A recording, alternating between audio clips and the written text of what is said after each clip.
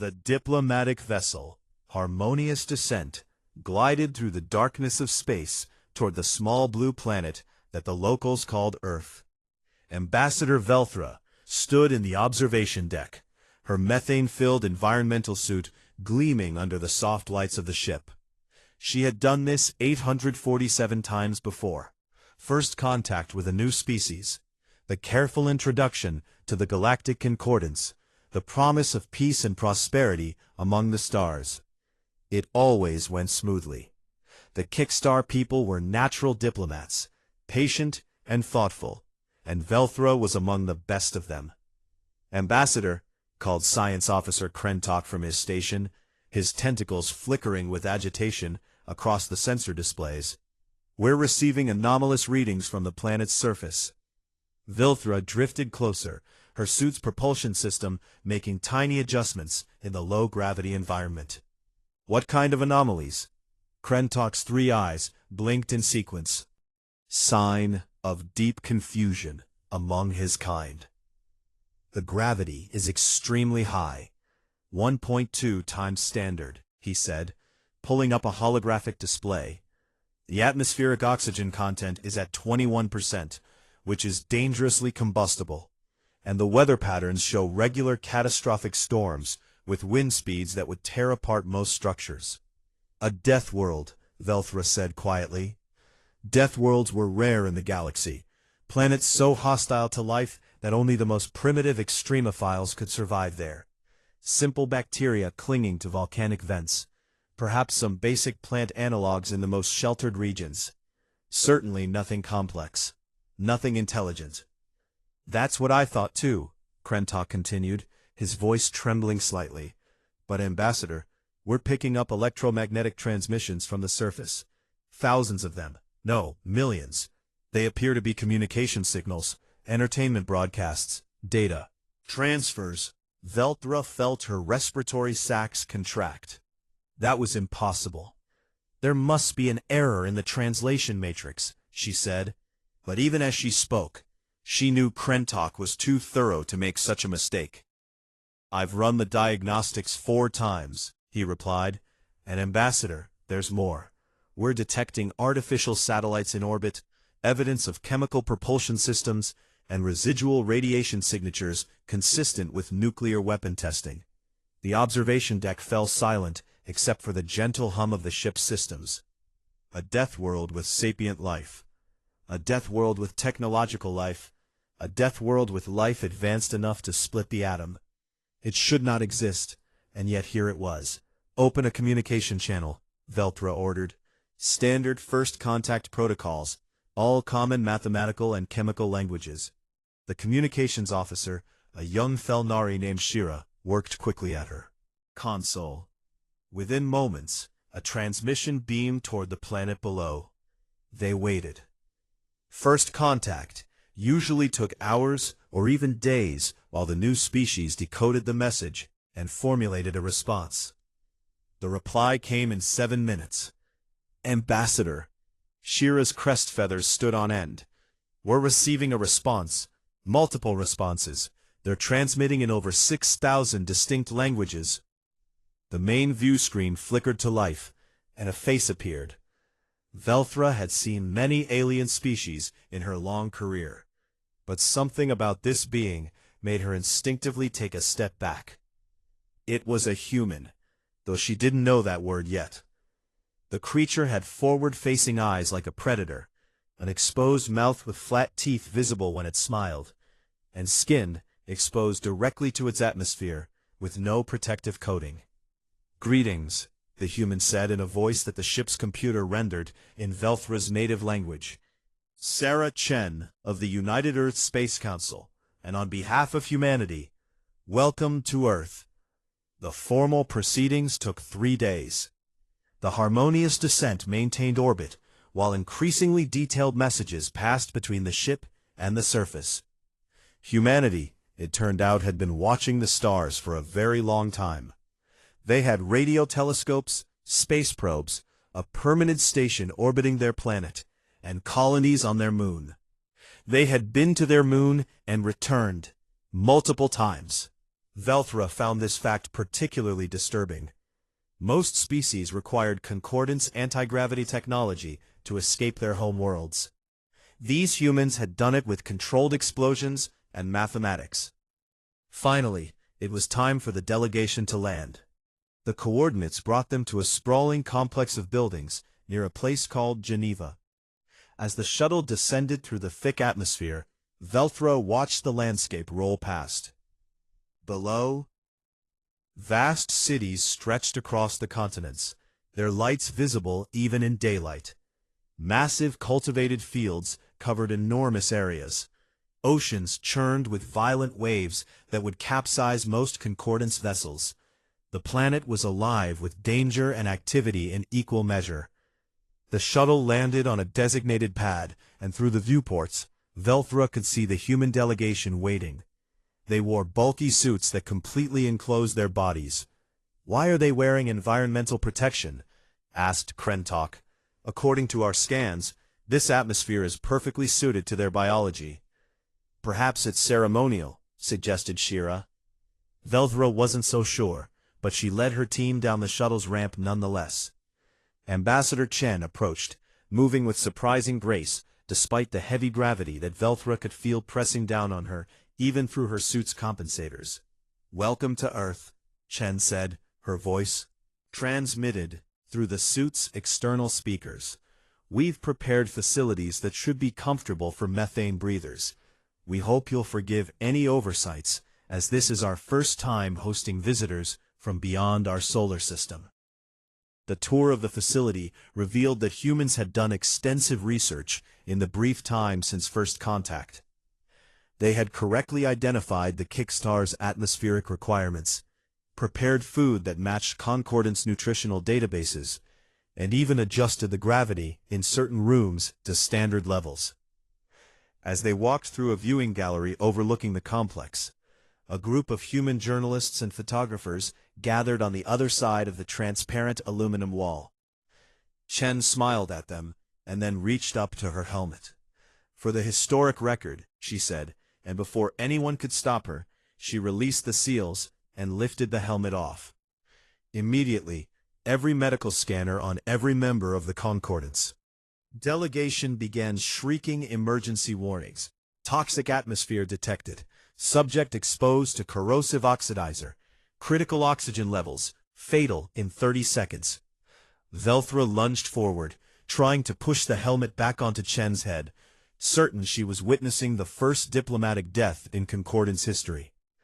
But Chen just stood there, breathing calmly, smiling for the cameras as humans throughout the complex cheered and took pictures.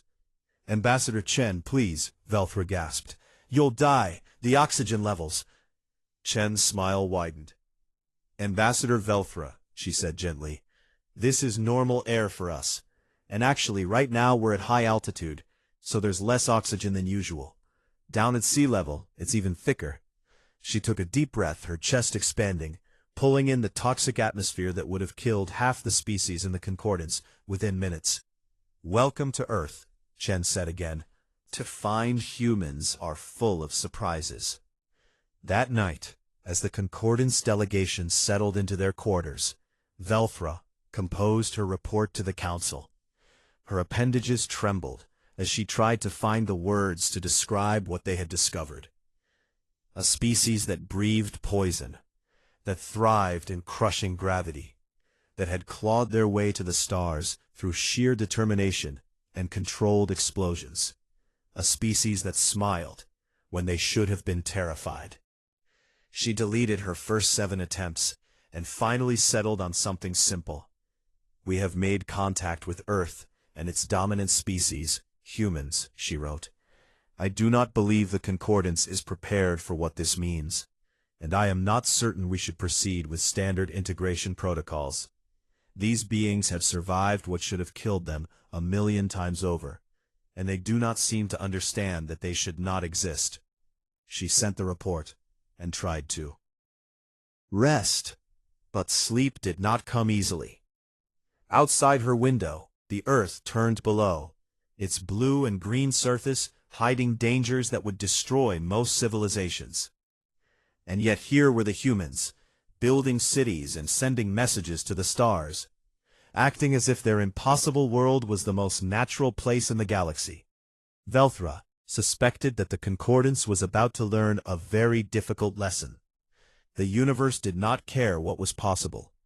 It only cared what survived. And these humans had survived everything their terrible world had thrown at them.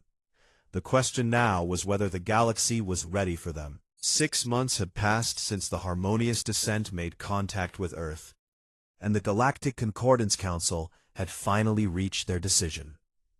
The official evaluation arrived at United Earth Space Council headquarters on a Tuesday morning. Ambassador Chen sat in her office, surrounded by her advisors, as they opened the sealed data packet. The holographic display materialized above the conference table, showing the concordance seal and thousands of pages of analysis. Chen skipped to the conclusion. Species human, she read aloud. Homeworld Earth, Class 12 Deathworld, unsuitable for standard integration into galactic concordance. Her advisor, General Marcus Webb, leaned back in his chair and laughed. Unsuitable, he repeated. They make it sound like we failed a job interview. Chen continued reading. Physical evaluation, extreme resilience, redundant biological systems, dangerous healing capacity, excessive bone and muscle density, and concerning resistance to environmental hazards. Psychological evaluation, highly aggressive, prone to risk-taking behavior, forms inappropriate attachment bonds with other species, demonstrates concerning levels of curiosity about dangerous phenomena.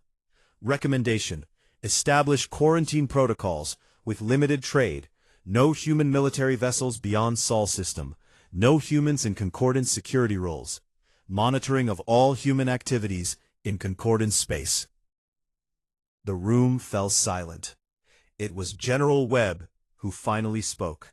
So they're scared of us, he said simply. Chen nodded slowly. Can you blame them? She asked. We come from a world that should have killed us. We breathe air that's toxic to most of them.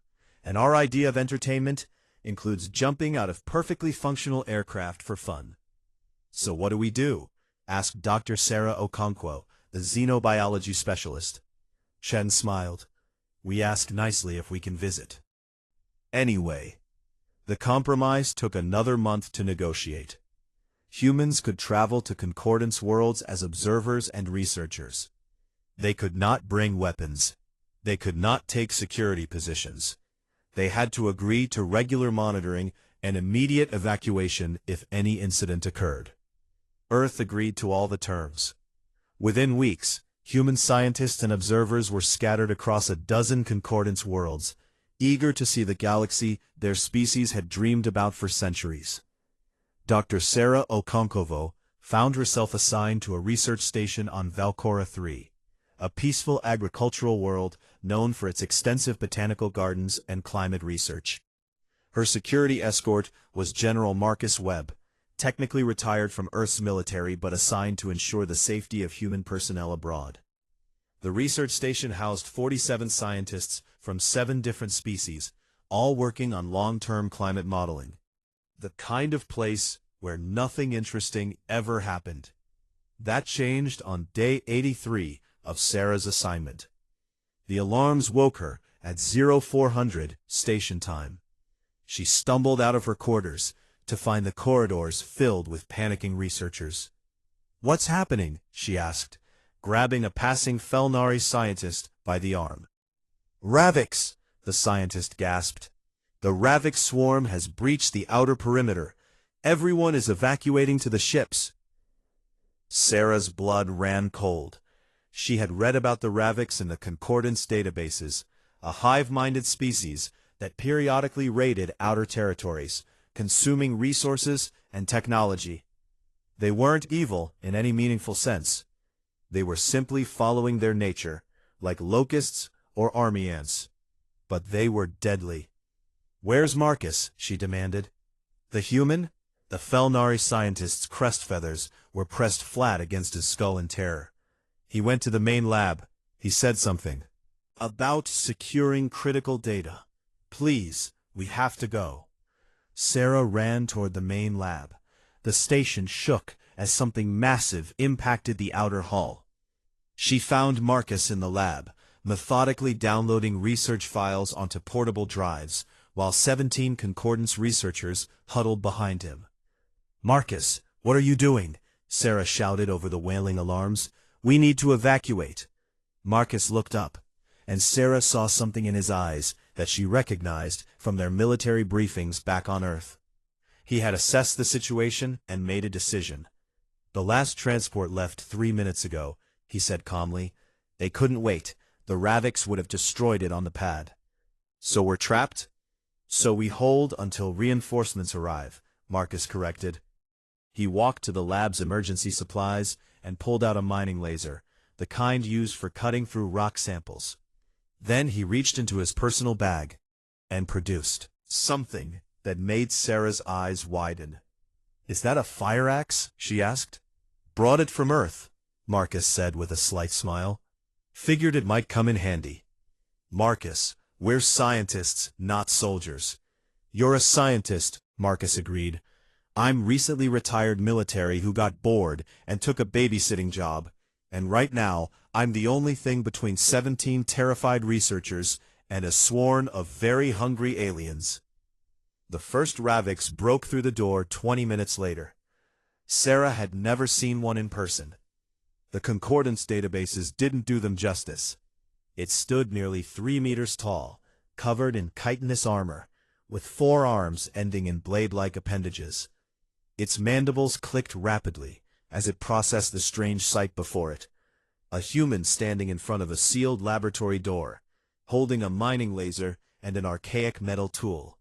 The Ravix charged. Marcus moved faster than Sarah thought. He dodged left, bringing the mining laser up and firing it directly into the creature's face. The Ravix shrieked and stumbled. Marcus closed the distance and buried the fire axe into the joint where the creature's head met its thorax. The Ravix collapsed. "Everyone stay behind the blast doors," Marcus shouted. "Sarah, I need you to rig something explosive, anything that burns hot and fast." For the next 72 hours, Sarah and Marcus held the laboratory. Sarah had 3 chemistry degrees and access to a fully stocked research lab. She created incendiary compounds from common chemicals, rigged pressure sensors to mining charges, and turned the laboratory's sample processing system into a makeshift flamethrower. Marcus fought. He fought for 22 hours straight on the first day, falling back only when Sarah physically dragged him away to force water and food into him. He fought with the mining laser until its charge ran out. He fought with the fire axe until the handle cracked. He fought with a broken piece of railing when everything else failed. The Concordance researchers watched in stunned silence. They had never seen anything like this. Kickstar were gentle philosophers. Felnari were artists and musicians. The other species represented in the lab were engineers, botanists, climate specialists. None of them had ever witnessed violence like this. And yet, between each wave of Ravix attacks, Marcus would return to the sealed laboratory. He would check on each researcher personally. He would share his water ration. He would crack jokes to keep morale up. Once, Sarah found him giving a shoulder massage to a Kickstar researcher who was shaking so badly her environmental suit's servos were grinding. "It helps with shock," Marcus explained. "My old squad leader taught me. Keep the blood flowing. Keep them focused on the task." Present moment. On the 3rd day, the Concordance naval vessels arrived. By then, Sarah and Marcus had eliminated 47 Ravix attackers. The laboratory defenses had held. All 17 Concordance researchers survived without injury. The security footage was transmitted across the Concordance within hours. The galaxy watched a human fight for 72 hours with almost no rest. They watched him carry wounded aliens to safety. They watched him share his last food rations. They watched him massage a terrified researcher while covered in the purple blood of the Ravix he had just killed. The footage ended with the rescue team breaching the laboratory. Marcus was still standing, the shattered remains of the fire axe in one hand, a makeshift spear in the other. When the Concordance security team entered, he lowered his weapons and smiled. "About time you got here," he said. "Anyone bring coffee?" Collapsed. 3 days later, after the medical teams had confirmed that both humans were somehow still alive, despite injuries that would have killed most Concordance species, the Council convened an emergency session. The debate raged for hours. What do you do with a species that doesn't know when to die? What do you do with creatures that fight for others as fiercely as they fight for themselves? What do you do with beings who treat certain death as merely an inconvenient obstacle? Ambassador Velthra stood before the council and spoke the words that would change everything. "We stop treating them as a problem," she said, "and we start treating them as an opportunity." "The Ravik swarm has been raiding our outer territories for 50 years, she continued. "We evacuate, we file reports, we compensate the losses, but we never truly fight back, because fighting is not our nature. But it's theirs." One more time. "These humans didn't fight because they were ordered to," Velthra said. "They fought because they chose to, because 17 people they barely knew needed protection, and because they decided that was more important than their own survival." That's not violence," she concluded. "That's valor, and perhaps it's time the Concordance remembered what that means." The vote was close, but it passed. The Concordance would allow humanity deeper integration. They would test whether Deathworlders could function in civilized society. And the galaxy would learn whether humans were the danger everyone feared, or the protectors everyone needed.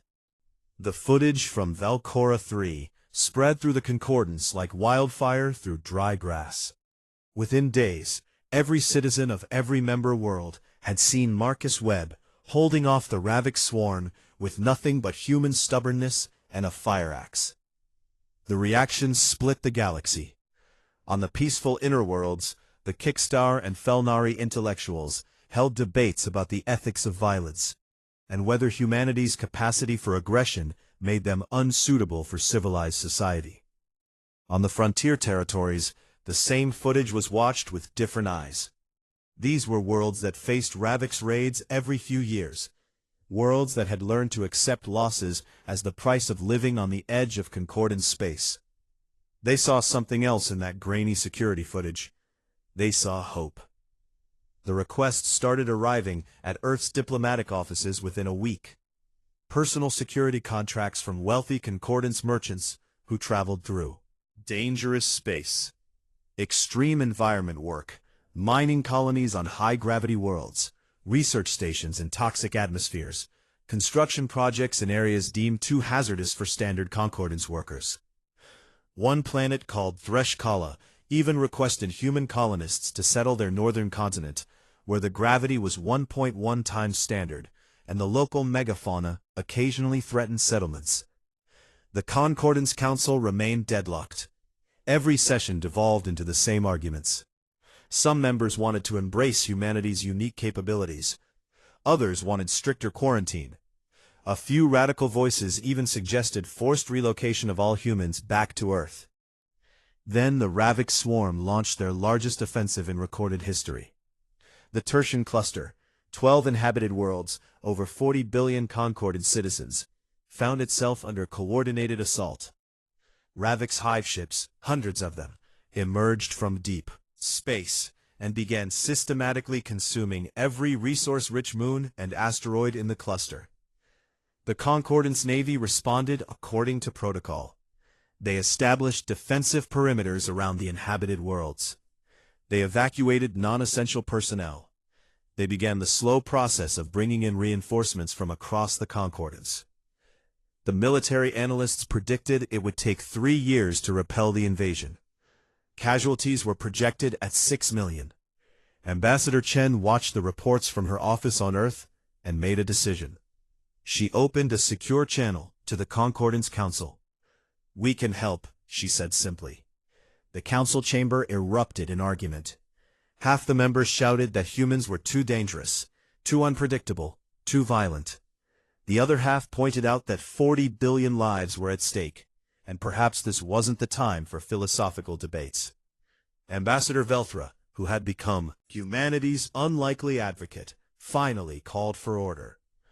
"What exactly are you offering?" she asked Chen. 300 volunteers, Chen replied. "Experienced military personnel, all volunteers, no territorial claims, no permanent bases. We just want to help." "And what do you want in return?" "Let us prove we're more than just Deathworlders who don't know when to die," she said.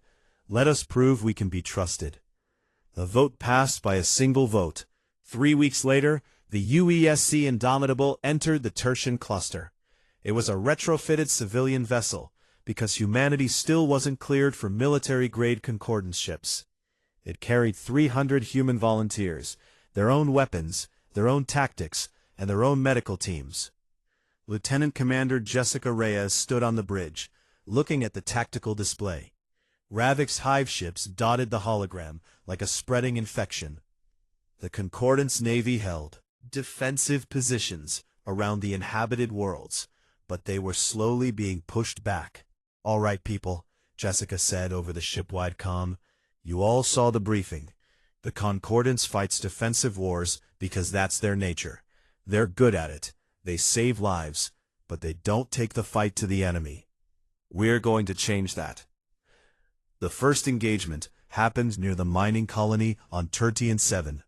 A Ravik's hive ship was systematically dismantling the orbital infrastructure, consuming the refined metals and manufacturing facilities.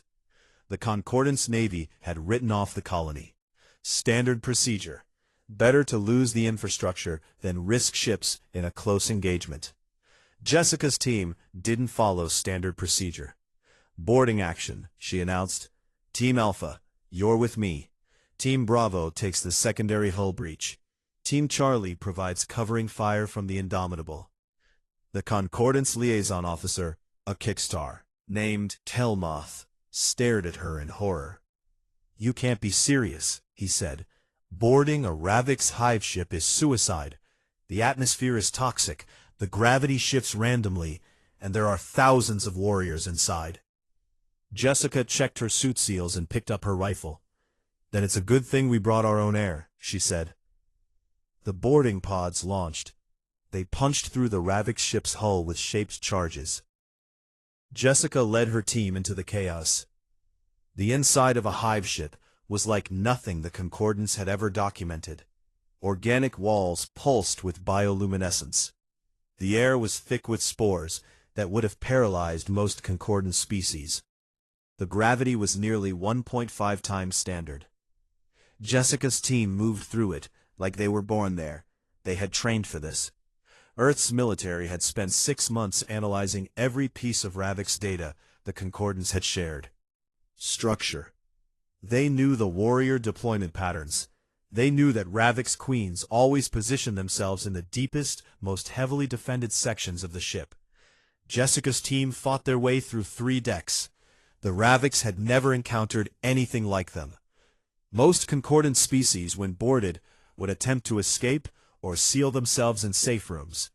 These humans came in shooting, moving through toxic atmospheres and crushing gravity like it was nothing.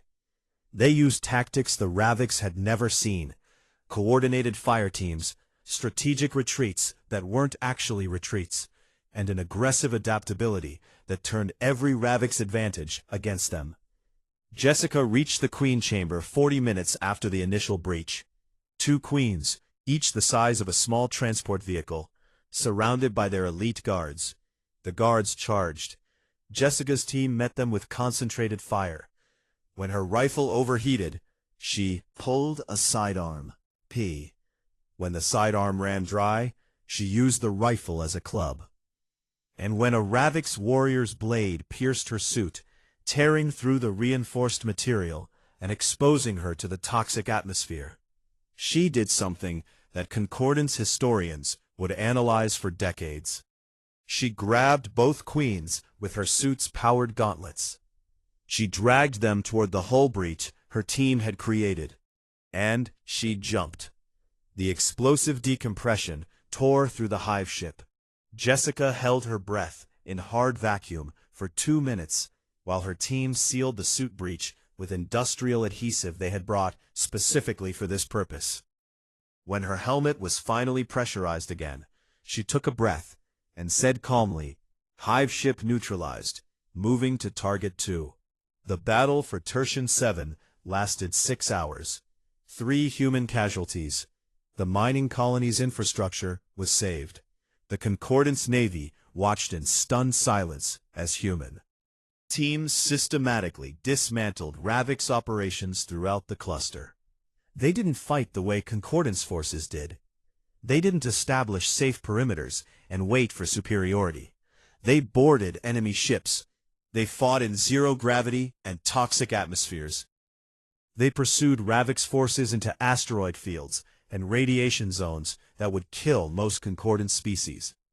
And they did it all with a casual efficiency that suggested this was just another day at the office. The Battle of Tertian Cluster ended in 3 weeks. Concordance casualties, 340,000, mostly in the early phases before human forces arrived. Human casualties, 47 dead, 82 critically wounded. Projected casualties without human intervention, 6 million. The footage from inside the Hive ships was classified by Concordance intelligence. Too disturbing, they said. Too violent, anyway. Stories of humans fighting in conditions that would kill anyone else. Stories of human medics performing field surgery that Concordance doctors considered barbaric but undeniably effective. Stories of humans mourning their dead with quiet dignity and then immediately returning to the fight. Ambassador Velthra stood before the council once again. The chamber was silent as she played the final battle reports. "The humans came when we called," she said. "They fought for worlds they had never seen, for people they had never met, and they asked for nothing in return except the chance to prove themselves. 47 of them died protecting our citizens," she continued. 47 humans who could have stayed safe on Earth, but chose to come here to risk everything because we asked. She paused, letting the weight of that sink in. "The question before this council is no longer whether humans are dangerous," Velthra said. "They're dangerous. They come from a world that spent billions of years trying to kill them. And they survived by becoming very, very good at not dying. The real question is whether we're wise enough to recognize that their danger can be a gift. The Ravix fear them now," she continued, "not because humans are stronger or more brutal, but because humans fight for something the Ravix can't understand. They fight for each other, and they fight for us. So I propose we stop calling them Deathworlders as if it's a warning, and we start calling them what they've proven themselves to be: allies." The vote was unanimous. The Deathworlder doctrine was established. Humans were granted expanded privileges throughout Concordance space. They could serve in security roles. They could take military contracts. They could settle on frontier worlds deemed too dangerous for other species. But most importantly, they were recognized as people, not weapons, not aberrations, not walking violations of the natural order. Just people who happened to be very hard to kill and who had decided that was a gift worth sharing. The victory celebrations across the Tertian cluster were muted affairs. The Concordance worlds threw parades and erected monuments to honor the human volunteers who had saved millions of lives. But in the medical facilities, the humans who survived the battle dealt with a different reality. Dr. Elizabeth Chen walked through the recovery ward at Tertian Central Hospital, reviewing patient charts on her datapad. She was no relation to Ambassador Sarah Chen, just shared the common surname and a shared frustration with Concordance medicine. "Another rejection," she muttered, pulling up the chart for Corporal James Martinez. He had taken a Ravix blade through the chest during the boarding of Hive Ship 7. By Concordance medical standards, he should have been dead before he hit the ground. But James had survived the initial injury, survived the evacuation, and survived the surgery. What he couldn't survive was the Concordance approach to post-operative care. Dr. Chen called one of the Keekstar physicians, its environmental suit gleaming under the harsh medical lights. We need your approval on the Martinez case. His body keeps rejecting the cellular regeneration treatments. Elizabeth sighed. He's not rejecting them, she explained for what felt like the 100th time. Human healing just works differently. Your regeneration treatments are designed for gentle, controlled cellular growth, but human bodies heal through aggressive inflammation and rapid tissue generation. But the inflammation levels would be fatal for most species. Most species aren't from Earth, Elizabeth said patiently.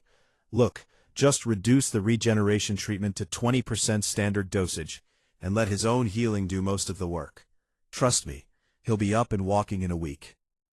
The Keekstar physician made a gesture that Elizabeth had learned meant deep skepticism. If you say so, doctor. But I must note in the record that this approach violates standard medical protocols. Elizabeth added her authorization to the chart and moved on. The truth was that the Concordance medical establishment was struggling to adapt to human patients. Their medicine had evolved over millennia to treat species from gentle worlds, beings with fragile bones, delicate organ systems, and healing processes that took months of careful intervention. Human medicine was something else entirely. On Earth, you didn't gently encourage a wound to close. You flooded it with clotting factors and inflammatory agents. You trusted the body's aggressive immune response to kill any infection. You accepted that healing would be messy, painful, and violent, but ultimately effective. Elizabeth had spent the last 3 months training Concordance doctors in human physiology. They were horrified by what they learned.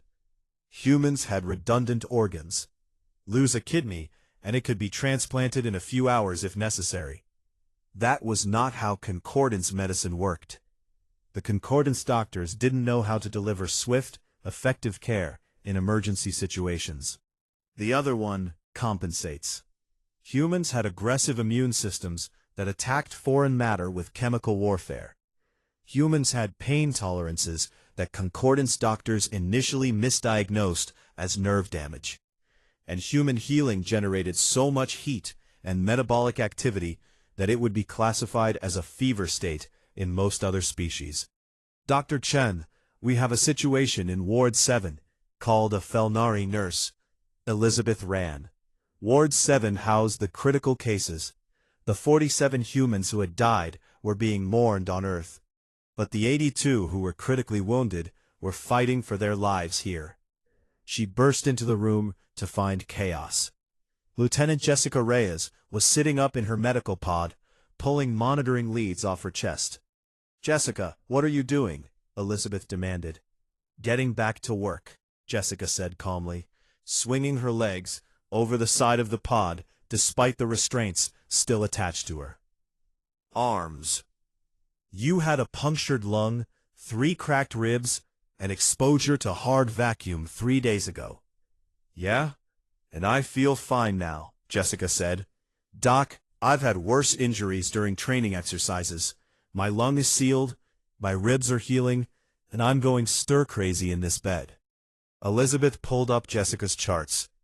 By Concordance medical standards, Jessica should have been in critical care for another 3 weeks minimum.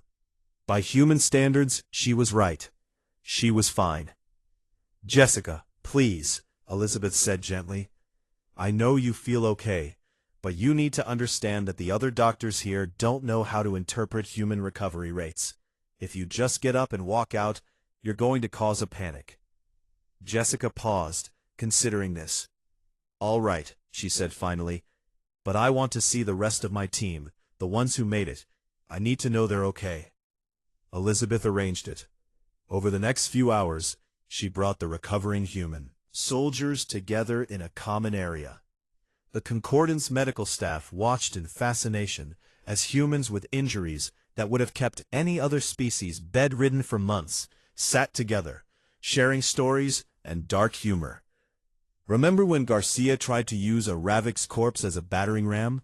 someone said, and the whole group laughed.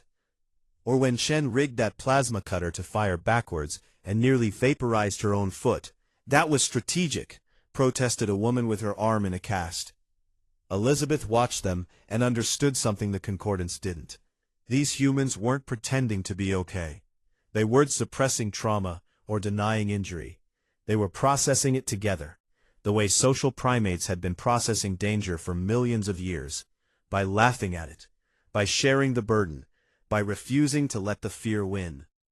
The political situation grew more complex as the medical situation stabilized. Concordance Council met in emergency session to debate humanity's future role. Elizabeth watched the proceedings from the medical center, displayed on the common room view screen. 3 factions had emerged. The integrationists, led by Ambassador Velthra, argued for full human membership in the Concordance. Give them military contracts. Allow human settlement throughout Concordance space. Embrace what they could offer. The isolationists, led by Council member Treshkan, argued the opposite. Humans were too dangerous. Their heroism was just controlled violence. Better to contain them now, before they became a threat to the Concordance itself. And then there were the exploiters, though they would never use that word. This faction, led by the mining guilds and frontier corporations, saw humans as a resource. Send them to every dangerous situation. Use them for every high-risk contract. To survive what would kill real people. So why not maximize their utility? Elizabeth felt sick listening to that last faction. She had heard similar arguments on Earth throughout human history. The strong using the resilient as cannon fodder. The powerful exploiting the willing. It never ended well. Meanwhile, the effects of human presence rippled outward through Concordance space. On the industrial world of Krethos, human safety standards were adopted after human engineers pointed out dozens of workplace hazards that Concordance workers had simply accepted as normal. Industrial accidents dropped 60% in 6 months. On the colony vessel New Horizons, a human psychologist named Dr. James Morrison introduced concepts like team bonding exercises and therapy sessions that Concordance medical officers had initially dismissed as primitive. Mental health reports improved dramatically. Pause. Just talking about problems in a structured way made them easier to bear. In the entertainment districts of a dozen worlds, human cuisine became a surprising phenomenon. Restaurants serving adapted human food opened everywhere, featuring dishes that were chemically safe for various metabolisms, but retained the bold flavors and creative combinations that humans seem to specialize in. And human entertainment, their movies, their music, their stories, developed a cult following among younger Concordance citizens. There was something thrilling about experiencing danger safely, about watching humans face impossible odds in their fiction and somehow prevail. It was the art of people who had been afraid many times and learned to laugh at fear. But tension was building. On the colony world of Praxis, a human security contractor named David Park stopped a terrorist attack. 3 attackers, members of a radical isolationist group, attempted to bomb the central transport hub. David saw them planting the device. He confronted them. When they tried to detonate it anyway, he stopped them. By the time Concordance security arrived, all 3 attackers were dead. David stood over them, breathing hard, his hands shaking. It was the first time a human had killed a Concordance citizen. The trial was inevitable. The isolationist faction demanded prosecution for excessive force. The integrationists demanded David receive the same legal protections as any Concordance citizen who had stopped a terrorist attack. Earth demanded both, a fair trial and equal treatment under Concordance law. The case went to the Galactic Court. The verdict would determine everything. Were human citizens with rights and protections? Were they weapons to be controlled and restricted? Or were they something else entirely? A question the galaxy wasn't ready to. Elizabeth watched the preliminary hearings from the medical center. Around her, recovering human soldiers watched too. "What do you think will happen?" asked Jessica, now walking without assistance, despite Concordance doctors insisting she needed another week of bed rest. Elizabeth thought about the 3 factions fighting in the council. She thought about the Concordance citizens who had welcomed humans and those who feared them. She thought about David Park, who had saved hundreds of lives, and now faced charges for using the only skills his Deathworld had given him. "I think," Elizabeth said slowly, "we're about to find out if the galaxy has room for people who refuse to die quietly." On the view screen, the Galactic Court announced the trial date. 3 weeks. 3 weeks to determine if humanity's future in the stars would be as partners, prisoners, or something in between. In Ward 7, 47 empty beds stood. As a reminder, being indestructible didn't mean invincible. It just meant you survived long enough to face the consequences. And sometimes, Elizabeth thought, the consequences were worse than the battle. The Galactic Court convened on the neutral station Harmony's Gate, a massive structure that orbited no world and belonged to no faction. It was here that the most important legal decisions in Concordance history were made. And it was here that humanity's future would be decided.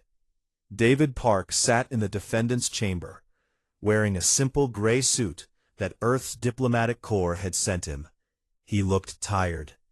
3 Concordance citizens were dead because of his actions, and no amount of legal argument could change that fact. The prosecution's case was straightforward. David Park had used excessive force. Concordance security protocols required attempts at negotiation, de-escalation, and if absolutely necessary, non-lethal restraint. David had killed all 3 attackers within 90 seconds of confronting them. The defendant's actions, proclaimed the lead prosecutor, a Kickstar named Velshin, demonstrate exactly why humans are incompatible with civilized society. They resort to lethal violence as a first response, not a last resort. The defense, led by a Felnari attorney named Kresna, who had volunteered for the case, presented a different argument. "David Park saw a bomb," Kresna said, her crest feathers shifting through colors that indicated passionate conviction. "He saw 3 individuals preparing to murder hundreds of innocent people, and he stopped them, using the only tools his evolution and training provided." "The question before this court is not whether humans are violent," she continued. "The question is whether that violence, when directed at protecting others, constitutes a crime." The trial stretched on for days. Expert witnesses from dozens of species testified about human psychology, human biology, and human capabilities. Concordance security experts explained their protocols. Human military advisors explained why those protocols wouldn't work in the context of a bomb threat. And so, day after day, the trial continued, with each side presenting their case, and the question remained, did David Park's actions constitute justified defense or a crime against the Concordance? Emergency situations. And through it all, David Park sat silently, watching the galaxy debate whether his existence was legal. Then the defense called their final witness. Dr. Kethrin entered the courtroom, and half the gallery gasped. Kethrin was Kickstar, the same species as the lead prosecutor, but unlike most of his kind, who spent their lives in philosophical contemplation, Kethrin had spent the last 2 years living on Earth. He had walked through human cities. He had studied their history. He had learned their languages, and tasted their food, and listened to their music. And he had come to understand something that the rest of the Concordance had missed. "The Concordance fears humans because we have forgotten what survival requires," Kethrin began, his translated voice carrying throughout the chamber. He pulled up a holographic display showing Earth's evolutionary timeline. "Look at this world," he said. "Glacial. Periods that covered half the continents in ice. Supervolcanic eruptions that blocked out the sun for years. Asteroid impacts that caused mass extinctions," Kethrin continued. "Any one of these events should have wiped out humanity's ancestors," Kethrin continued, "and yet they survived, not by becoming stronger than the threats they faced, but by working together." He changed the display to show human archaeological sites. "Humans didn't outcompete the predators on their world," he explained. "They couldn't. There were creatures faster, stronger, better armed by nature, But humans had something else. They had each other. The courtroom was silent now. Even Velshen, the prosecutor, was leaning forward to listen. Humans domesticated wolves into dogs, Catherine said. Think about that. They took one of their primary predators and turned it into a companion, a helper, a friend. And they did this 40,000 years ago, before they had agriculture, before they had cities, when they were still living in caves and fighting for survival every single day. That's not the action of a violent species, he continued. That's the action of a social species, a species that survives by building bonds, by working together, by protecting each other. Catherine pulled up more data. Human history scrolled past. Wars, yes, but also libraries, hospitals, rescue services, volunteer organizations. The Concordance sees human violence and assumes that's all they are, he said. But we're looking at the tool, not the hand that wields it. Humans are capable of great violence, this is true, Catherine acknowledged, but they're also capable of great compassion, and more importantly, they have the wisdom to choose which one is needed. He turned to face David Park directly. David Park saw people in danger, Catherine said. He didn't kill those attackers because he's human. He killed them because he made a choice to protect. Innocence at great personal cost to himself. And that, Catherine concluded, is what the Concordance needs to understand about humans. They choose. Evolution gave them the tools to survive a death world, he said, but humanity gave them the wisdom to use those tools to protect others. The prosecution tried to recover. Dr. Catherine's testimony is moving, Velshen said, but it doesn't change the facts. 3 Concordance citizens are dead, and standard security protocols would have prevented their deaths. Would they? Catherine asked, and his tone was gentle but unyielding. Velshen, with respect, how many terrorist attacks has the Concordance security apparatus successfully negotiated to a peaceful conclusion? Velshen hesitated. That information is classified, he said. It's 0, Catherine replied. I checked. Every successful interdiction of a terrorist attack in Concordance history ended with the attackers either escaping or detonating their weapons, and in this case, the bomb they were planting was powerful enough to kill over 300 people. David Park saved those lives, Catherine said. The cost was 3 lives. 3 people who had already chosen to become murderers.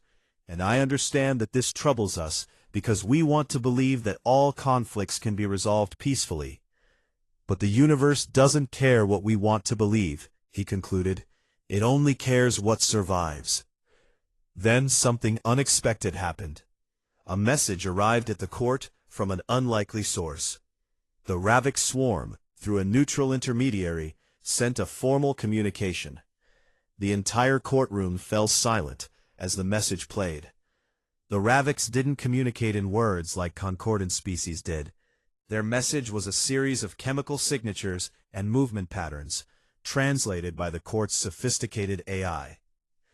The Raviks Collective acknowledges the human species, the AI announced. Translation read, We do not fear the human's capacity for violence. Many species possess such capacity. We fear that humans fight for others. In our expansion across this spiral arm, we have encountered 743 species. The message continued. All respond to threats in predictable patterns. Defend territory, retreat when outmatched, surrender when overwhelmed. Humans defended Velcora 3, a world they had never seen, for species they barely knew, the Ravik stated. They held when they should have fled. They charged when they should have surrendered. And they did this not because they were ordered, but because they chose. This makes them unpredictable, the message concluded. This makes them dangerous, but not in the way the Concordance fears. The danger is not that they will turn on you, but that they will force you to choose whether you are worth protecting. The courtroom erupted in debate. The Raviks, the enemy that had threatened the Concordance for 50 years, were testifying in defense of humanity. The irony was not lost on anyone. The judges deliberated for 3 days. The galaxy held its breath. Finally, the verdict came. Chief Justice Corvan, an ancient being whose species had been part of the Concordance since its founding, spoke. The court finds that David Park acted within reasonable parameters to prevent mass casualties, Corvan announced. His use of lethal force was justified under Concordance self-defense statutes as applied to the defense of others. Furthermore, Corvan continued, this court acknowledges that Concordance security protocols were designed for species with different capabilities and different threat environments. To apply them equally to humans without consideration for human context would be unjust. Therefore, this court issues the integration mandate, Corvan declared. Humanity is granted full Concordance membership, with all rights and responsibilities thereof. No special restrictions, no special privileges.